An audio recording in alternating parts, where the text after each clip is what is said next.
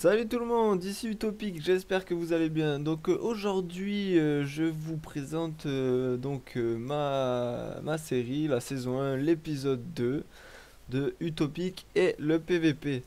Donc ça va être 4 matchs en PVP, donc en 1v1, hein, c'est de l'aggro. Donc mon premier match contre l'Ossa, ça a été quand même assez rapide, hein. Je pense qu'il connaissait pas bien ma classe et que lui il n'était pas vraiment optimisé pour du PVP. En tout cas, il a pas osé invoquer tout de suite. Je sais pas trop pourquoi, mais en tout cas, ça a été un combat assez rapide. Il a pas pu faire grand chose. Invoquer un petit doppel, mais bon, la distance où il était, il pouvait vraiment pas faire grand chose. Voilà, hein, je pense qu'il aurait il aurait dû plutôt essayer de me rush, balancer des cracklers, essayer de me prendre au corps à corps un maximum. Mais bon, je pense pas que l'Ossa soit vraiment une classe qui puisse contrer un héliotrope. C'est vraiment très très fort l'héliotrope contre les Ossa. Voilà pour ce qui était de l'Ossa, donc ça a été quand même assez rapide, hein, pas de réel problème. Ensuite, on va passer donc au CRA, une petite aggro avec un CRA, c'était assez sympathique et puis j'ai trouvé que il gérait quand même plutôt bien mes portails. Je me suis fait avoir une ou deux fois, j'ai été agréablement surpris. Bon, pas de pas non plus de réel problème, hein, je contrôle quand même rapidement toute la map avec mes portails. Et puis bon, vu les dommages que l'on fait, hein. Après j'ai opté pour une panneau sans critique sur deux. J'ai préféré remplacer mon tutu par un robuste majeur. Tout simplement parce qu'il y a de plus en plus de panneaux rennes et que sur du 110 minimum de résistance critique, en général, on perd quand même pas mal à être un critique sur deux. Alors, c'est quand même une question que je me suis pas mal posée parce que c'est vrai que être un critique sur deux, sur certains sorts, c'est vraiment intéressant, hein, comme par exemple les invocations. Invoquer une arachne majeure ou un chafer majeur, oui, c'est ça, majeur. C'est quand même beaucoup plus utile que un simple chafer, hein, mais quand même, pour les dommages, j'ai préféré rester en sans critique parce que bon, vraiment contre les panneaux rennes, ça a pas réellement d'intérêt à part les invocations et puis il y a quelques sorts qui également en critique sont sympathiques, hein, ils font beaucoup plus de dommages, je pense notamment au boomerang perfide. Mais bon, voilà, c'est un choix que j'ai fait. Et puis pour l'instant, j'ai jamais réellement eu de problème avec. Donc, pas de soucis pour l'instant. Je reste comme ça, sans les coups critiques. Voilà, donc le CRA a décidé de me réaggro. Il voulait sa revanche. Donc, on a recommencé. Alors j'ai trouvé qu'il avait quand même mieux géré mes portails que la première fois, mais c'était quand même pas tellement concluant, hein, j'ai quand même bien géré la situation. Par contre, j'ai trouvé des attaques à travers mes portails assez impressionnantes sur ce deuxième match. Je m'attendais pas du tout à ça. Alors je m'étais caché derrière le décor pour pas qu'il puisse m'avoir à travers le portail. Je me suis dit bah c'est bon, je suis protégé. Et en fait non, il tire à l'autre bout de la map et il arrive à passer à travers mes portails pour me réavoir. Ça j'ai trouvé vraiment bien. En tout cas ça m'a beaucoup appris parce que du coup contre l'écran maintenant je lock même si je suis derrière un décor, je vais éviter. Et franchement, intéressant quoi. Plusieurs fois, voilà, comme celle-ci, il est encore passé dans les portails. J'ai trouvé que c'était vraiment, vraiment sympa. Donc, ma technique maintenant pour les cras, c'est réellement rapprocher les deux portails en haut et en bas. Et puis les locks tout de suite, les deux, comme ça, pas de problème, on est sûr qu'il passera pas à travers mes portails. Voilà, sinon, quand même assez faible. Les cras sont quand même. Je pense qu'un cras bien bien opti, avec de grosses résistances, a peut-être ses chances face à un Helio, mais je pense pas quand même que ce soit une classe qui soit particulièrement puissante contre les Helios. Ensuite, on passe à un Nenni. Alors, ça me fait plaisir de voir un peu un Nenni parce que j'en ai rarement croisé depuis que je fais du PVP sur le serveur. C'est toujours sympa, je trouve, de faire un peu des nouvelles classes parce que on n'en voit pas souvent. Enfin, on n'a pas trop l'occasion de combattre contre des classes un peu différentes. On fait souvent et même trop souvent, je trouve. Des agros contre des EK. Moi, je suis un peu lassé de l'agro contre EK, hein. Je dois en faire au moins 3 par jour. Donc voilà, arriver contre un Eni, ça me fait plaisir. Il a pas l'air tellement petit. En plus, il a tout de suite fait du mot stimulant, donc il se fait de l'érosion. C'est quand même une très mauvaise idée face à un Helio, je pense. Mais en tout cas, j'ai trouvé que c'était intéressant comme combat. Et puis, de voir un peu jouer contre une classe qui elle aussi peut se soigner. J'ai bien aimé, c'était assez... Bon là je viens de faire un fail, hein, mais j'ai trouvé ça assez intéressant, ouais, niveau du combat, ça changeait. Et puis le fait de jouer avec une classe qui se soigne, on joue plus sur l'érosion que réellement sur les dommages. J'ai eu aussi l'occasion de faire une aggro avec un autre ennemi et j'ai eu beaucoup de mal à le tuer parce qu'en fait il était full feu et il passait son temps à se heal, donc ça se jouait vraiment vraiment tout le long sur l'érosion. Il y a quand même un truc à savoir pour l'ennemi, en tout cas il vaut mieux pas qu'il fasse de mots stimulants parce que ça lui coûte vraiment, ça commence à ça lui coûte rapidement cher. Et après, bien sûr, éviter de lancer le molotov parce que en 3 tours, si l'Helio rush, il peut rapidement tomber Lenny.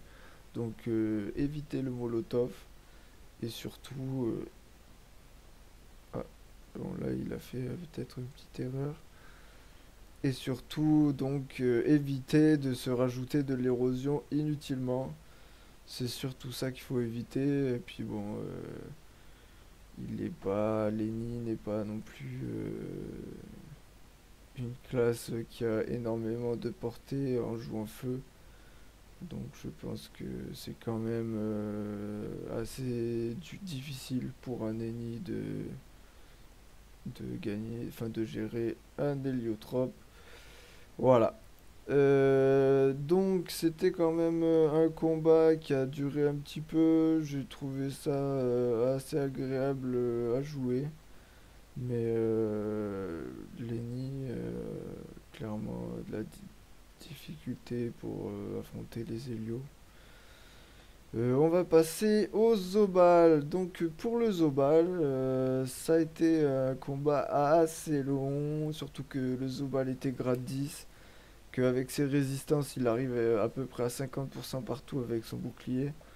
Donc ça a été un combat très très long et en plus qui a fini sur un rage kit. Donc il aurait pu durer encore plus longtemps.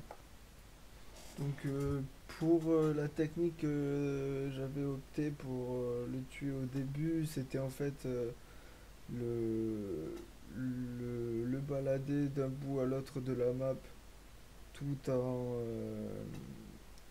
tout en fait en lui enlevant de la vie à portée pour en fait diminuer son érosion un maximum et pouvoir le tuer quand il aurait plus de bouclier.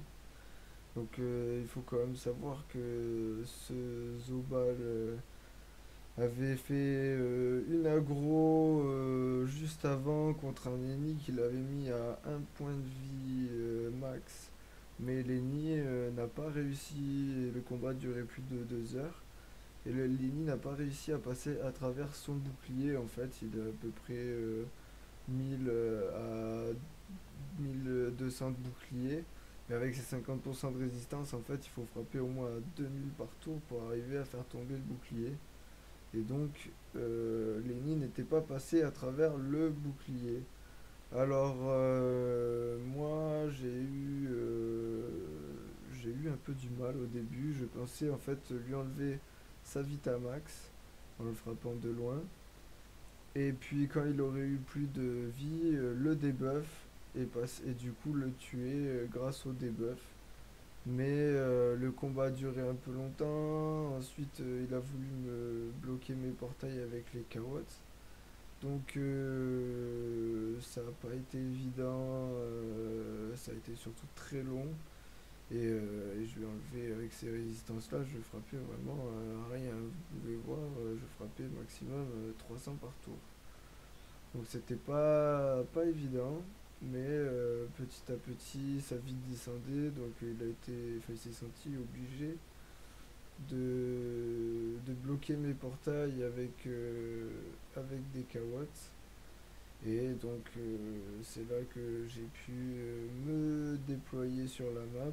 Et comme vous verrez plus tard dans un de mes tutos, en fait, plus la distance qui sépare chaque portail est importante, et plus les dommages que vont faire les sorts à travers les portails va être important. Donc il est écrit sur les dégâts du sort, enfin sur les caractères du sort portail, que ça augmente de 25% les sorts qui passent à travers.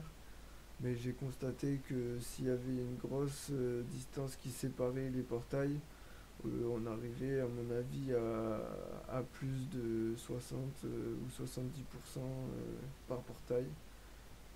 C'est vraiment assez impressionnant les dégâts qu'on peut faire. Euh, je, je trouve donc que ce combat a été quand même assez intéressant pour moi. Lui, il a beaucoup ragé, je pense, un peu des insultes. Bon, c'est normal hein, quand on est grade 10.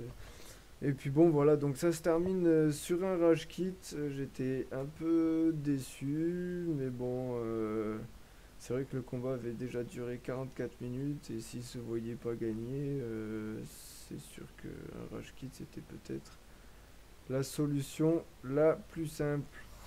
Voilà, donc j'espère que cette vidéo sur l'épisode 2 vous a plu.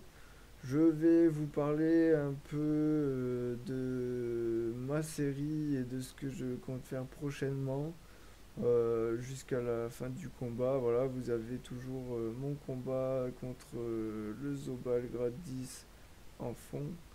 Et donc je vais vous parler de ma série utopique et le PVP, la saison 3. Donc j'ai bien réfléchi et je pense que je vais faire une saison 3 qui regroupera mes épisodes Coliseum.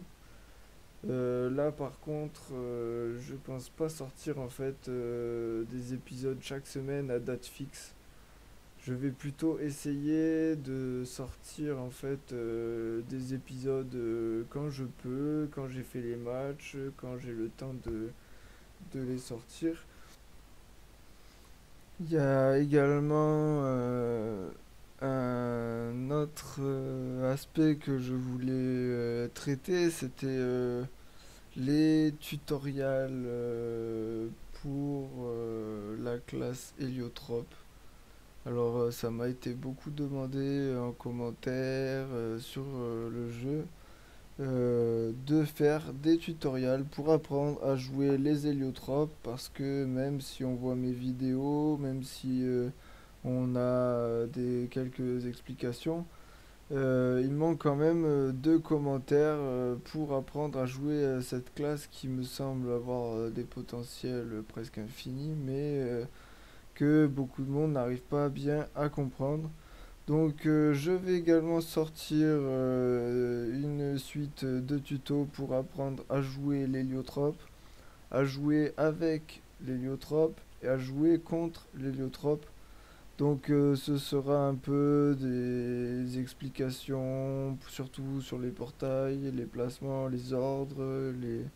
Voilà, donc si vous avez des choses à me suggérer, si vous avez des idées, des remarques, vous pouvez faire tout ça sur ma page Facebook, vous pouvez également sur YouTube, vous pouvez aussi en jeu sur Danator. Moi, ça me fait toujours plaisir d'avoir vos idées. Et puis, je vous dis à très bientôt pour de nouveaux épisodes PVP avec mon héliotrope. Donc la suite de la saison 1 sera pour lundi, la suite de la saison 2 pour jeudi. Et puis je vous dis à bientôt pour de nouvelles vidéos et je vous mets un peu de musique.